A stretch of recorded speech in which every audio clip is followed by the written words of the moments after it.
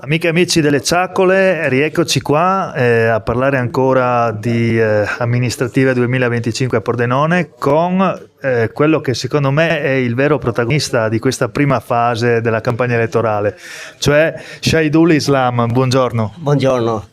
Praticamente le sue locandine appese, i suoi santini e le sue locandine appese nelle vetrine dei negozi di Pordenone sono diventate virali perché sono state fotografate e diffuse online alla velocità della luce. Tra l'altro abbiamo scoperto che siamo anche coscritti perché siamo entrambi della classe di ferro 1972.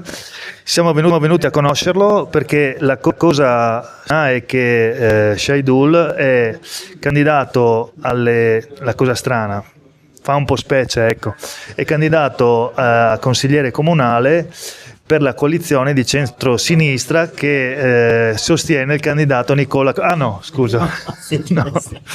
Gaff, lapsus, no, con la coalizione di centrodestra che sostiene Alessandro Basso. Allora, raccontaci un po' di te intanto. Da dove arrivi, l'età l'abbiamo detta, da dove arrivi, professione, stato di famiglia, eccetera.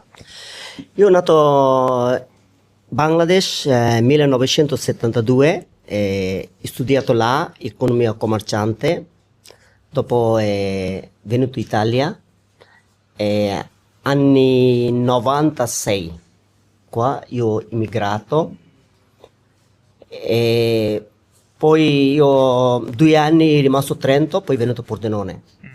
Quindi sei a Pordenone da quando esattamente? Dal 2000. 2000. Ah. 2000. È venuto qua a Pordenone perché mi piace Pordenone, visto Italia più sicurezza a Pordenone, perché se base americano più comune danno tanta sicurezza, per così ho scelto questa città per vivere. E di mestiere cosa fai? Io lavoro gruppo Cordenons, adesso è vecchio nome Cartiera Cordenons qui, dove fanno carta mondiale. Primo classe. Sì, un'eccellenza del territorio. E ti chiedevo anche nel fuori onda, no? Se tu dovessi essere eletto in consiglio comunale, per cosa lavoreresti? Cioè, dove c'è da lavorare ancora in questa città? Quali sono, diciamo, le 3 priorità per le quali lavoreresti, i 3 obiettivi principali? Primo, io vedo per ragazzi da 15 fino ai 23 anni dare tante attività per sociale e sport, perché quando è finito la scuola loro tornano a casa, quando torna a casa non fa più attività. Questo è pericoloso per bambini più impegnato, più lavoro, vuol dire più crescita, come fatto noi. Questo primo obiettivo. Secondo, mi piace dare mano per anziani, perché io devo contare una storia. Quando Covid-19, io ho lavorato unico persone come tipo stranieri, aiutato protezione speciale. Quando c'è zona rossa, nessuno può uscire da casa, mi ha dato permesso per aiutare anziani. Allora io un giorno, quando sono uscito fuori, ho visto un anziano.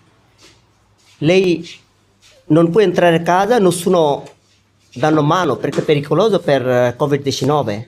Allora io sono andato là, sinora è portato a casa, sinora veramente piange perché mezz'ora ha girato, nessuno ha dato mano. Quindi diciamo lavoreresti per i giovani e per gli anziani fondamentalmente. Esatto. Ecco, tu sei anche portavoce della comunità islamica di Pordenone, se non ho capito male. Una volta. Ah, ok.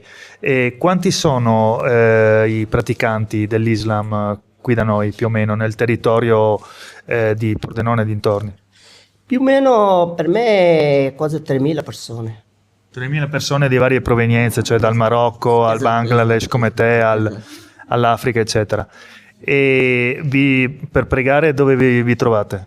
Comina. Ah, ok. Ma tu sai che anche e soprattutto la tua parte politica non è molto favorevole a questi centri di aggregazione islamici.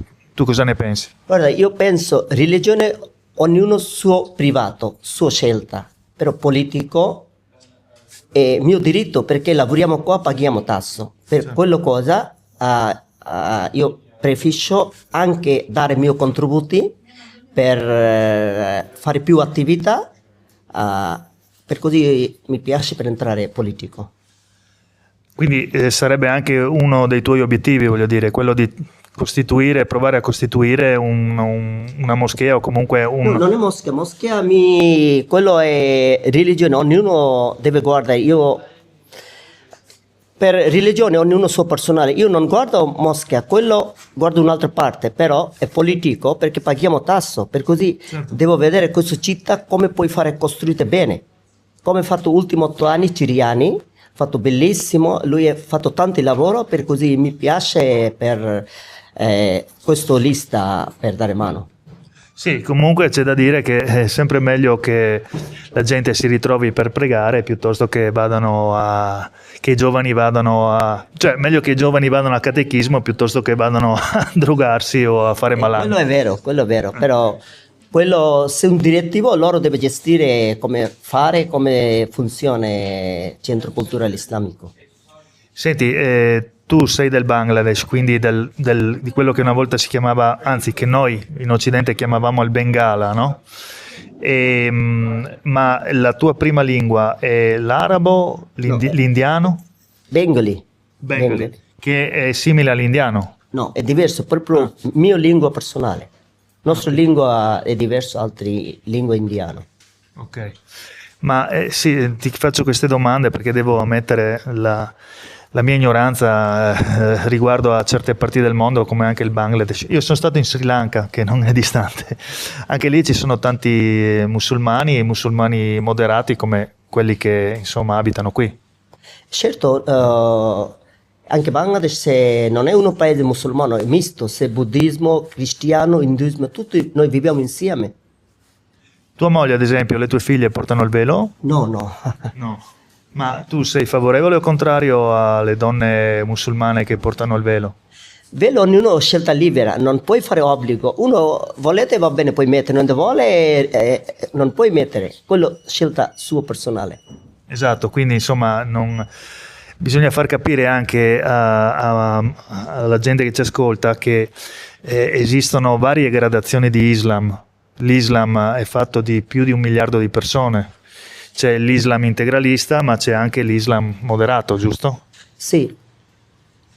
Ecco, in conclusione, che augurio fai a te stesso e alla città di Pordenone che ormai ti ha adottato, diciamo, o meglio, che tu hai scelto come tua patria? Esatto, esprimiamo questa vincita a nuovo sindaco e Basso insieme a lista civica, per così in futuro troviamo Smart Pordenone come se il nostro programma. Una Pordenone più smart. Esatto. Bene, allora ringraziamo Shahidul Islam e ringraziamo chi ci ha ascoltato. Si chiude qui questa ennesima puntata delle Ciacole dedicata alle amministrative 2025. Che dire, grazie a tutti e inshallah. Grazie a tutti.